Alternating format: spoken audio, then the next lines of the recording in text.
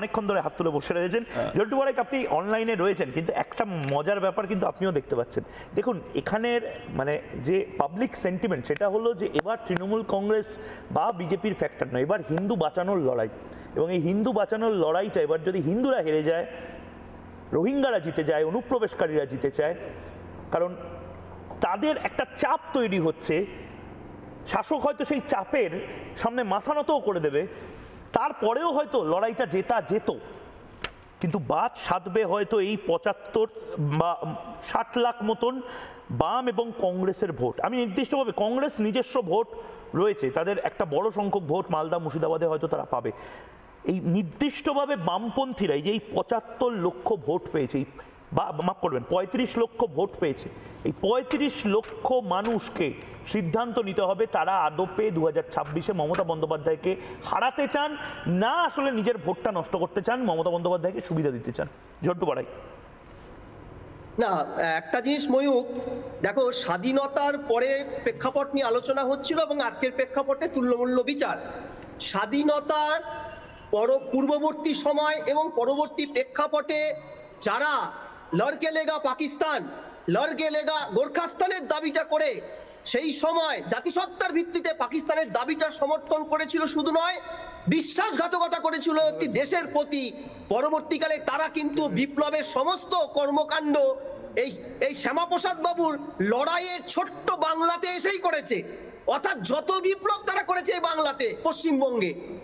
দ্বিতীয় প্রশ্ন, যে দেখবে তুমি এই সময় বিভিন্ন অনুষ্ঠানে তুমি যেসব দলগুলোর কথা বলছো, আমি এদেরকে বলি তৃণমূলের বি টিম। এই যে বাম, এই যে কংগ্রেস, আমি একাধিক টিভি প্রোগ্রামে দেখেছি কংগ্রেসের প্রতি শাসক দলের একটা সফট কর্নার, বামেদের প্রতি সফট কর্নার, কিংবা উল্টোটা। অর্থাৎ প্রাক নির্বাচনী একটা যে সন্ধি তারা করেছে, এবং এই সন্ধিটা হচ্ছে ভোট কাটার সন্ধি। অর্থাৎ যেই জায়গায় দাঁড়িয়ে হিন্দুরা 47-এর পরে ছোট্ট একটা অংশ পেয়েছিল, 64% মানুষ 35% একটা জমি পেয়েছিল, সেই জমিটা তারা নিজ ভূমে পরবাসী হওয়ার লড়াইয়ে আবার কিছু দল মিলে কিন্তু একটা সাংঘাতিক অভিসন্ধি শুরু করেছে।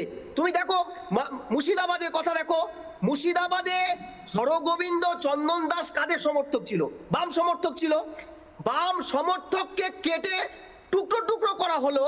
তারপরে ব্রিগেডে প্যালেস্টাইনের ঝান্ডা দেখতে পেয়েছিলে তোমরা, হরগোবিন্দ চন্দন দাসের একটা ছবি বামেরা দিতে পারেনি, তারা ঘোষিত তাদের সমর্থক।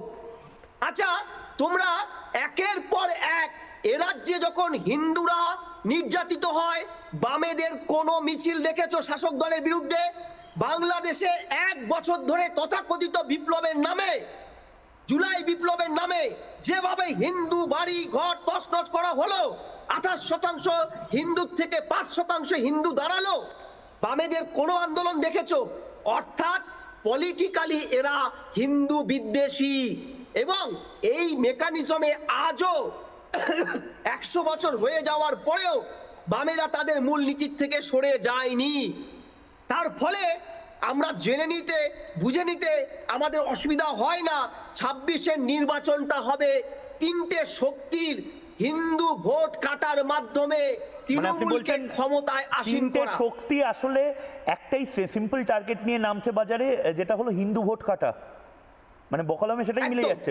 মানে এই যে যেখানে হিন্দু ভোট বেশি আছে তার বাড়ির সামনে সকাল 10টা-11টায় বোমাবাজি করার প্যাটার্ন, এই যে প্যাটার্নটা, এই প্যাটার্নটা তার মানে একটা খুব সিস্টেম্যাটিক প্যাটার্ন, একদম সায়েন্টিফিক।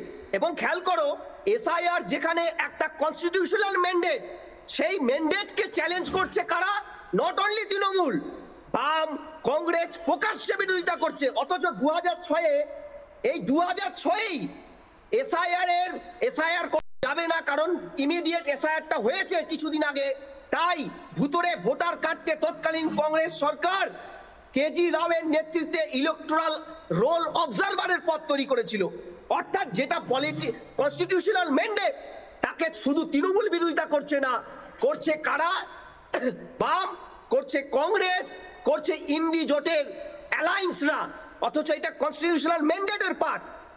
এই জায়গায় দাঁড়িয়ে একটা জিনিস পরিষ্কার, তারা বুঝে ফেলেছে পশ্চিমবঙ্গ যাদের গর্বগৃহ, সেখানে যদি রোহিঙ্গা ভোটারদের নাম কাটা যায় এসআইআর এর মাধ্যমে, তাহলে এই তিনটে শক্তি অশুভ আতাত তারা মাঠে মারা যাবে।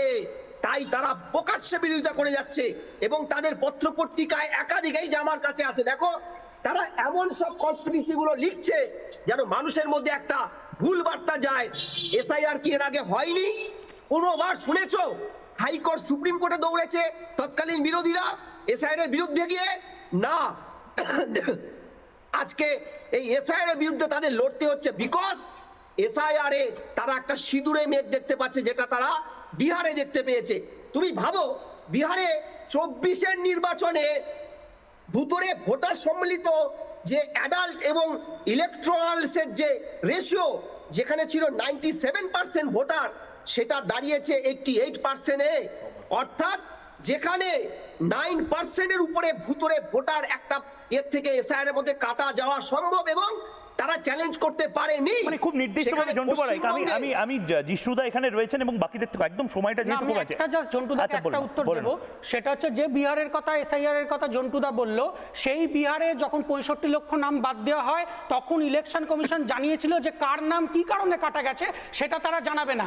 পরে সুপ্রিম কোর্টের ভার্ডিক্টের পর 18ই আগস্ট তখন ইলেকশন কমিশন 18ই আগস্ট জানায় যে 65 লক্ষের মধ্যে 22 লক্ষ হচ্ছে মৃত, 36 লক্ষ হচ্ছে শিফটেড এবং 7 লক্ষ হচ্ছে ডুপ্লিকেট। কিন্তু দুঃখের বিষয় বিজেপি নেতারা এতদিন ধরে বলে এলো যে বিহারে ঝাড়খণ্ডে নাকি অনুপ্রবেশকারী একেবারে ভরে গেছে, কিন্তু এই যে তিনটে কোনো কাগজ দেখাচ্ছে একজনও ইনফিলট্রেটেড বা একজন অনুপ্রবেশকারী, বাংলাদেশি অনুপ্রবেশকারী, নেপালি অনুপ্রবেশকারী, রোহিঙ্গা অনুপ্রবেশকারী, আচ্ছা জন্টু বড়াই ইলেকশন কমিশন দেখাতে পারলো না। শুনুন আপনাকে আমি বলি, আপনারা চাইছেন তো কারণ দেখানোর কথা। পশ্চিমবঙ্গের 1.5 কোটি মানুষের নাম বাদ দেওয়া হবে, প্রত্যেককে কারণ দেখিয়ে কাকে ঘাট ধাক্কা দিয়ে কোথায় বের করে দেওয়া হয়েছে সব লিস্ট আপনারা ধরিয়ে দেওয়া হবে। আপনারা ভোটারদের কাটতে চাইছেন, আপনারা দেশের মানুষের ভোটাধিকার কেড়ে নিতে চাইছেন। আচ্ছা রোহিঙ্গা যুদ্ধে সব ভোটাধিকার পাঠিয়ে দেবো।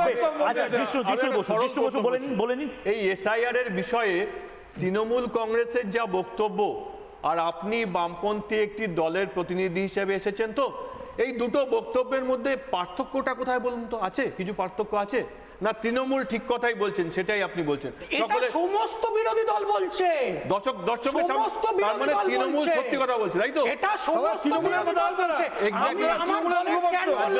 আমি বামপন্থীদের স্ট্যান্ড বললাম। আমরা মনে করি এতদিন ইলেকশন কমিশন কাজ করত মানুষের হাতে ভোটাধিকার তুলে দেওয়ার জন্য, আর এখন এই যে নরেন্দ্র মোদীর নেতৃত্বে যে ইলেকশন কমিশন, সেই ইলেকশন কমিশন কাজ করছে মানুষের ভোটাধিকার কেড়ে নেওয়ার জন্য। এটাই পার্থক্য। জন্টু বড়াই, আমি জন্টু বড়াইকে হাত তুলছিলেন। জন্টু বড়াই এসআইআর নিয়ে যে কথাগুলো বলে দিলেন, বাংলাতে তো এসআইআর হচ্ছে, তো এই কথাগুলোকে তো জাস্টিফাই করতে হবে। এটা কনস্টিটিউশনাল ম্যান্ডেট হতে বাধ্য।